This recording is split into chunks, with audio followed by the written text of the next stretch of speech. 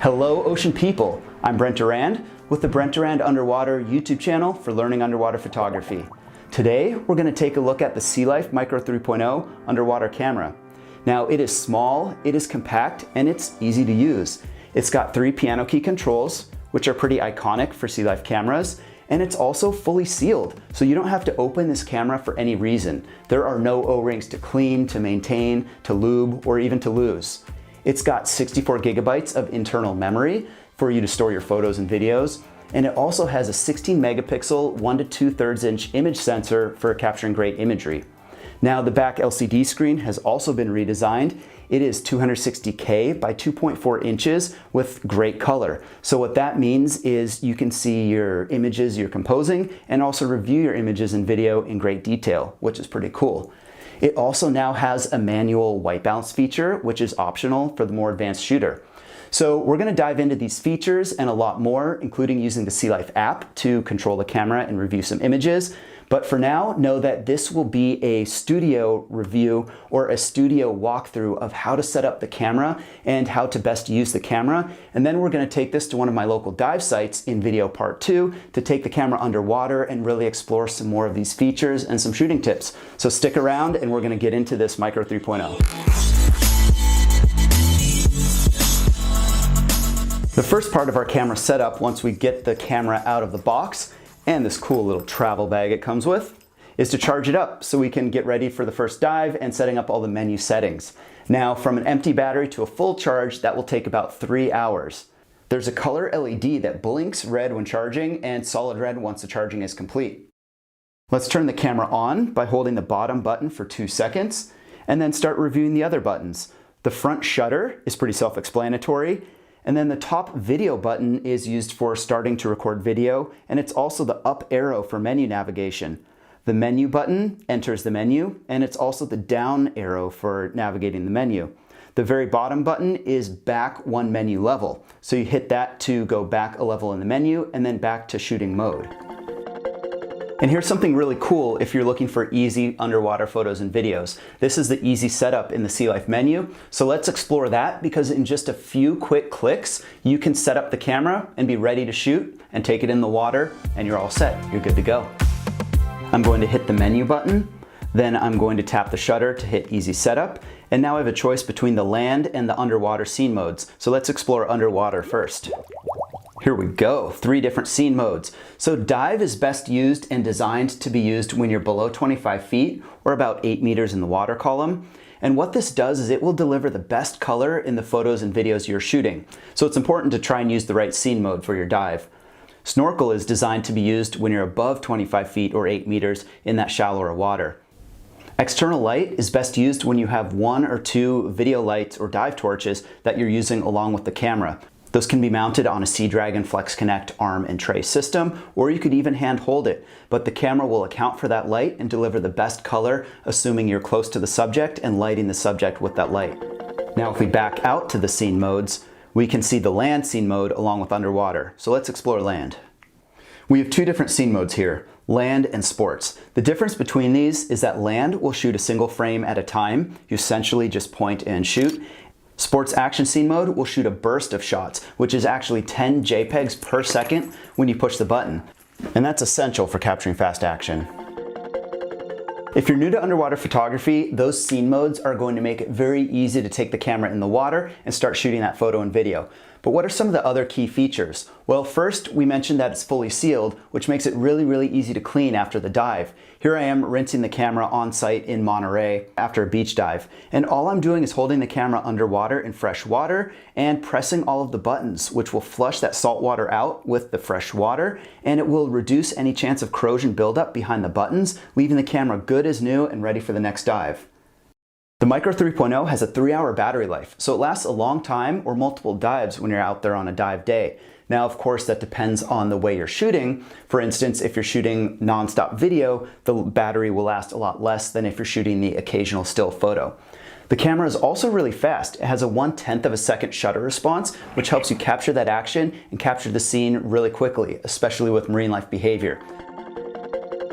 Now let's talk about the lens. Natively, it has a 100-degree field of view, which is great for everything from a fish portrait to your dive buddy to something large wide angle, sort of like a coral reef or a shipwreck.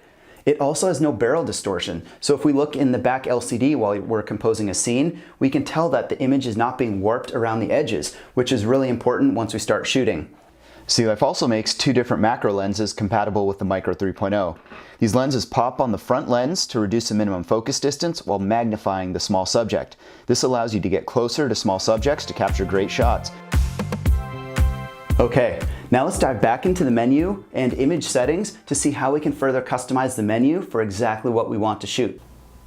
Auto is the default white balance on the Micro 3.0, and if you really want the best color, what you want to do is set the scene mode in the easy setup menu, and then open up the white balance menu where you can further customize it. Use deep or shallow depending on your dive depth. Deep would be deeper than 25 feet or 8 meters, and shallow would be above 25 feet or 8 meters. Those are generally designed for blue water, but if you dive in green water, then try underwater green white balance, which will help bring some of those realistic colors back. Manual white balance is something we'll get into later in the video and really allows you to customize white balance to get that color spot on. There are also 2 topside white balances. Daylight is obviously for daylight, whereas cloudy is when those clouds come in and make an overcast sky. We navigate back to auto, and that's pretty much it. So let's continue into the menu. Exposure compensation is used if you feel the camera is metering the scene incorrectly. Maybe it's a little too dark or a little too bright for your personal preferences. All you need to do is enter the EV and adjust the exposure by 1/3 of a stop either way to 2/3 to a full stop. And this will apply your exposure compensation on top of what the camera is metering to get the perfect exposure in your scene. And next we have ISO for pictures. Generally, we'll leave that on auto and don't need to play with that too much. Next up, we have RAW plus JPEG. So let's open this up. And if you're shooting RAW plus JPEG off, you're recording only JPEG files. Now these are great vivid images meant for sharing right away, whether it's online or a slideshow with your friends or social media. But if you want to get into more expert editing with external editing software, Adobe Lightroom for instance, then turn RAW plus JPEG on. And what that will do is it will save a RAW file in addition to the JPEG file.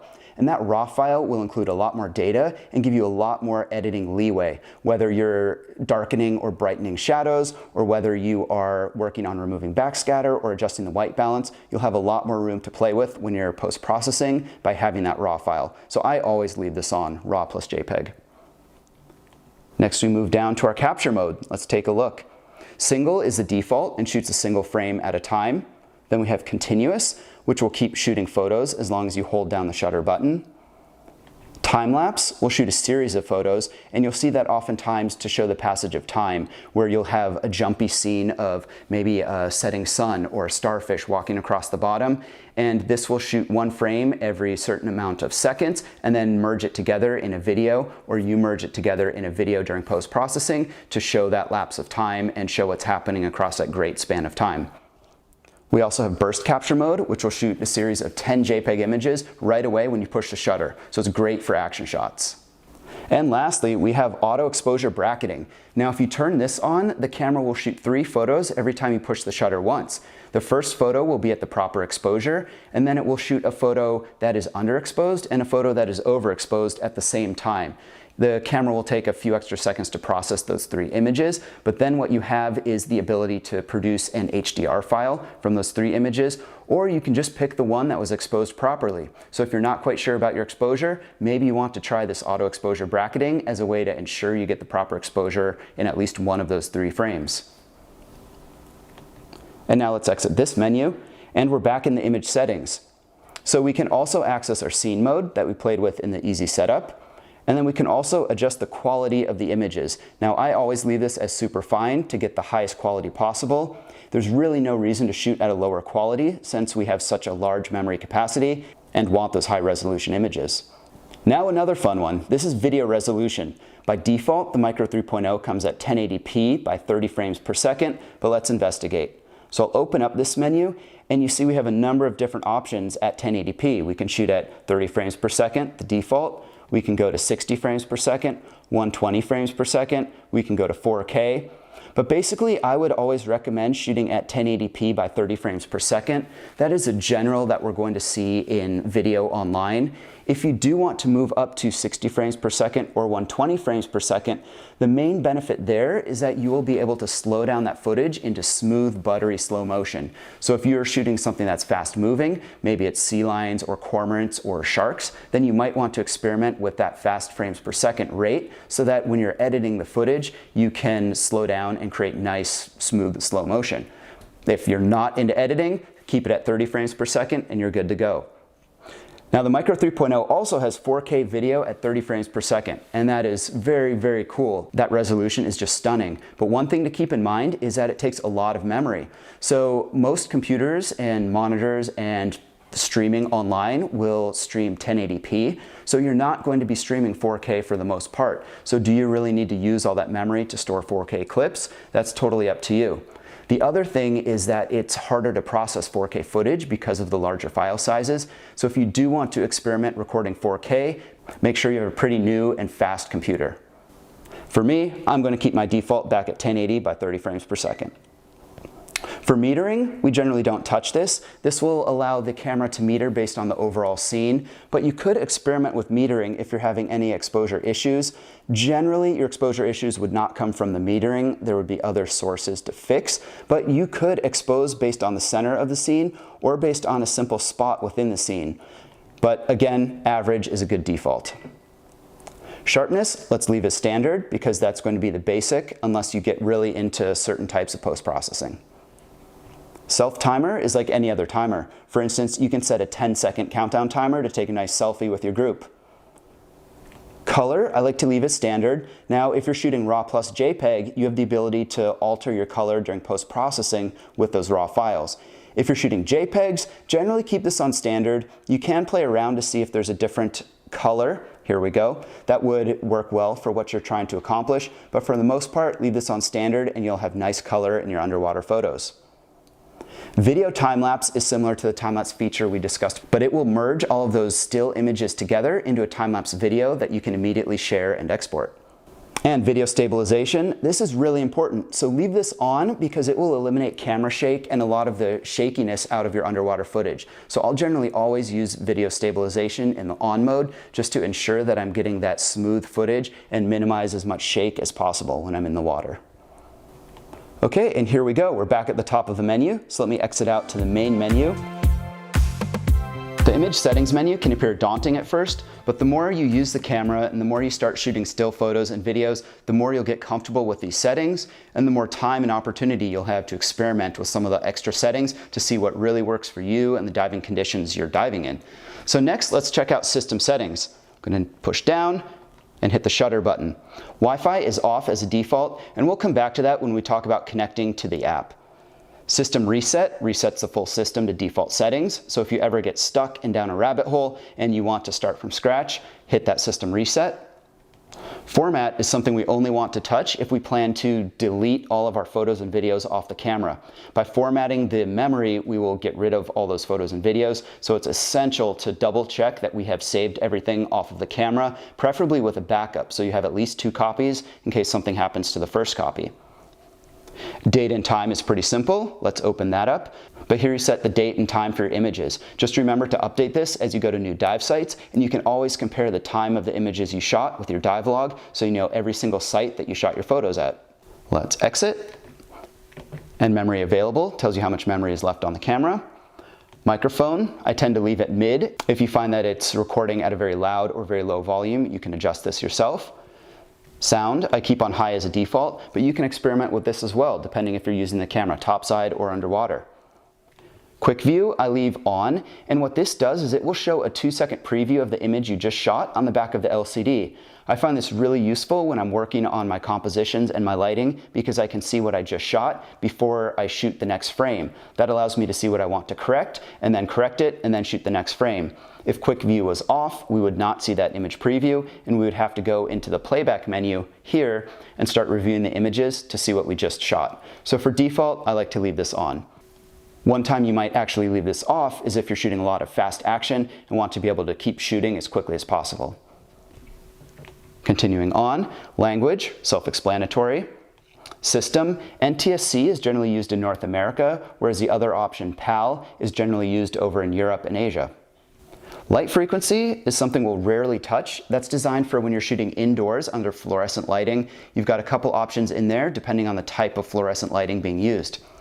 Date stamp, I will always leave off just because I have the date in the metadata and I don't need it on the front of the image, but that's a personal preference.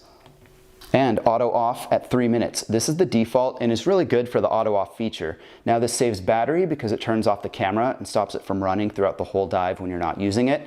And any quicker than 3 minutes might be a little too quick and you'll find you're turning the camera on and off or back on when it automatically turns off far too often. So experiment with this, but 3 minutes is generally a good default. Upside down is off by default, but you would use that if you want to display the images right side up when the camera is mounted upside down. For the most part, I will flip these during post-processing if I find I'm shooting my images upside down in my head, knowing that I will flip them right side up during post-processing. So I tend not to use this, but it's a personal preference. And shortcut.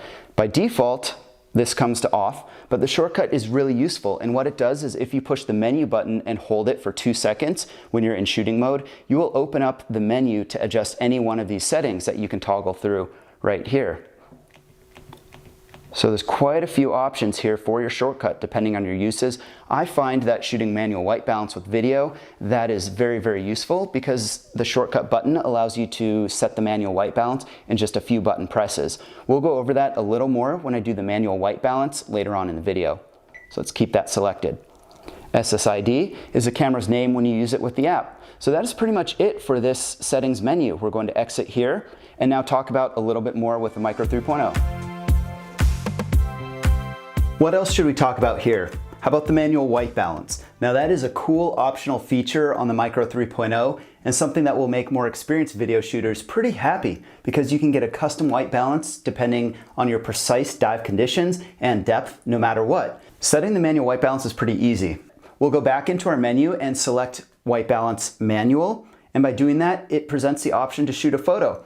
So I'm gonna break out my white balance card, which is a white or gray card, and sometimes you can use white sand or a white fin or something like that. The card is always best. Hold it about 12 inches from the front of the camera so it fills most of the frame. Shoot the photo, and from there you've set your manual white balance. That's it, it's that easy. The last thing to cover here is using the SeaLife Micro 3.0 along with your mobile device, if I can hold it correctly. Here we go. So let's take a look at how to review our images when we're using the SeaLife Micro 3.0 app. To connect to the app, we first need to turn Wi-Fi on the camera. So I'll open up the menu, I'll navigate to System Settings, Wi-Fi, turn Wi-Fi on, and at this point you'll see an hourglass, and once the Wi-Fi is established, you'll see the green Wi-Fi symbol in the upper left. So now let's take a look at the phone. I'm going to turn on the Wi-Fi on my phone. I'll connect to the SeaLife app.